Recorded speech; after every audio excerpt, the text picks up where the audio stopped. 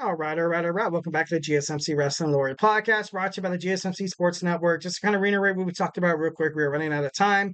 We talked about our WWE NXT review. We talked about our AEW Dynamite preview. We also talked about how Ricochet it's better for him to go to All Elite Wrestling with Tony Khan, with his old buddy Will Ospreay, and a couple of New Japan Professional Wrestling guys that he's probably wrestled in the past. So, we are moving on to the pre-Women's Evolution. We're going to talk about some of this unknown evolution that a lot of people do not give these women too much credit for, but hey, it's cool to shine a light on these women. So let's go ahead and dig right on into it. So, guys, we're talking about the pre-women's evolution in the early 2000s.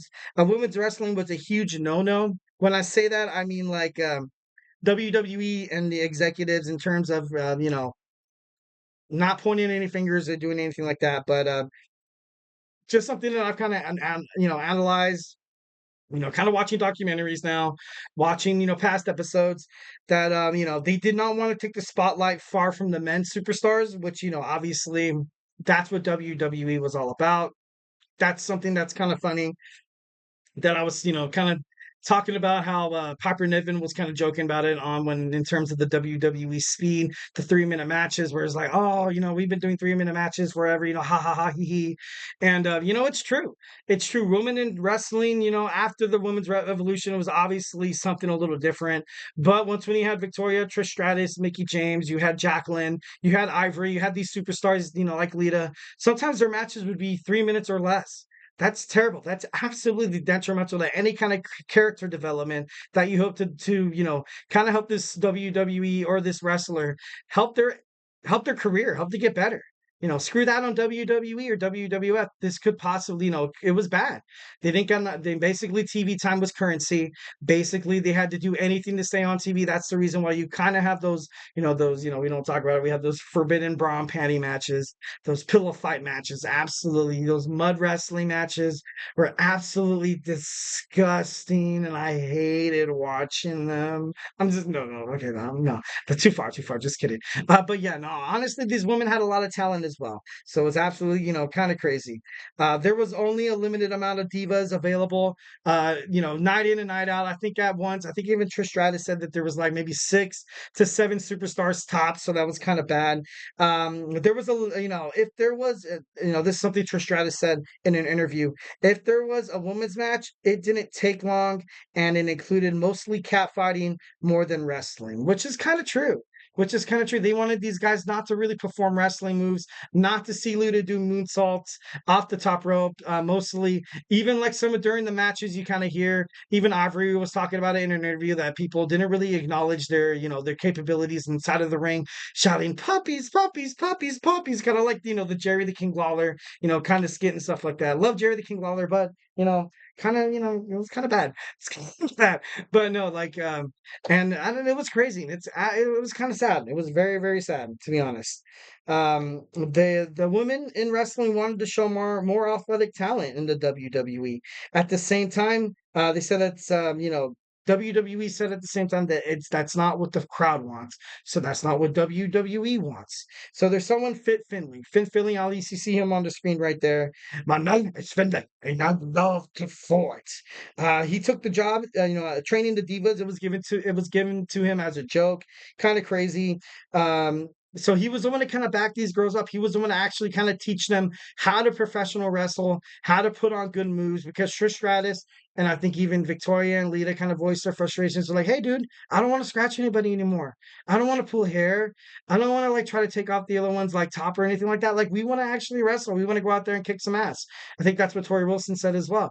Like they want to actually go out there and show that they're capable of wrestling. Obviously they were watching wrestling their whole entire lives with Mae Young, the fabulous Moolah, and I think probably most of them, they kind of idolize, a little bit of China as well. But they want to go out there. They want to show why they're such good competitors, why there's great superstars, and I know a lot of them did not have a chance to do that. So that's kind of crazy.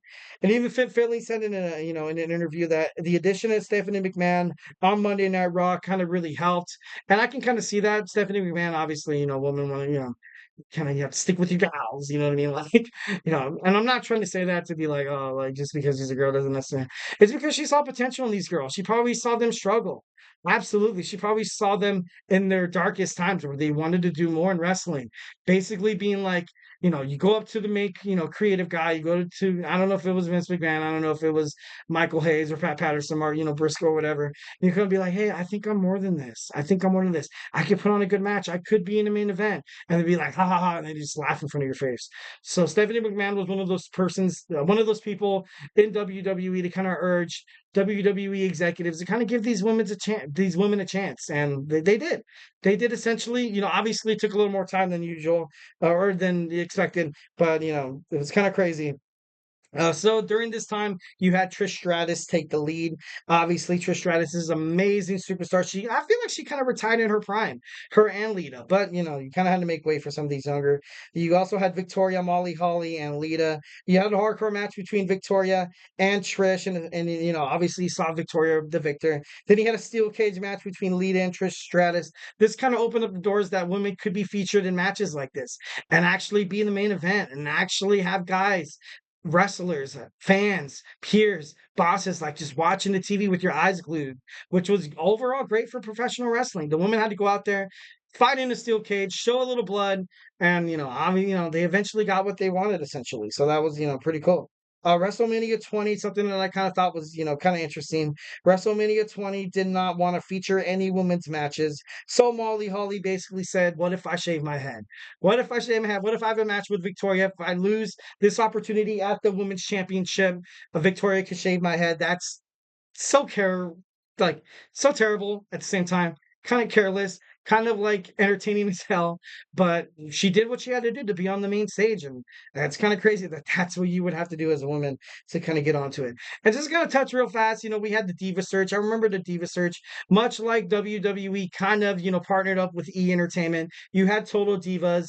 A lot of these viewers watch the TV shows.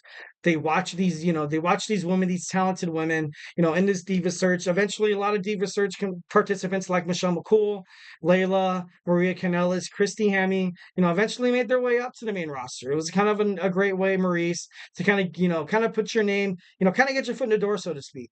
So, gotta love the Diva Search. It wasn't necessarily as, a lot of people say it's a little, and I'm not, to all effects, I get it. Could be a little demeaning and stuff like that. The Diva Search was ultimately to kind of help the WWE to have prospects, especially after Trish Stratus retired. And a couple of months later, you had Lita do the same thing. That kind of left the women's division wide open, and it was kind of crazy. Obviously, you saw Beth Phoenix kind of come out of that, Stacy Keibler, Tori Wilson, Candice Michelle. You had, a lot of WWE women's champions kind of be brought up from this pre-women's evolution. Obviously, kind of have to give respect to these women. Definitely Trish Stratus, definitely Victoria, definitely all these women. I'm not going to just name a couple of names and be like, oh, these women deserve the most credit. I think they all do. I think they all do 110%. So yeah. Hey guys, do not go anywhere. We are moving on to our fifth and final segment. We're going to talk about Wednesdays of wrestling. What if? We're going to go through, Wednesdays, we're going to start going through some hypotheticals. If, just what if? What if? What if? Today we have what if WCW bought out the WWF/WWE. So hey, do not go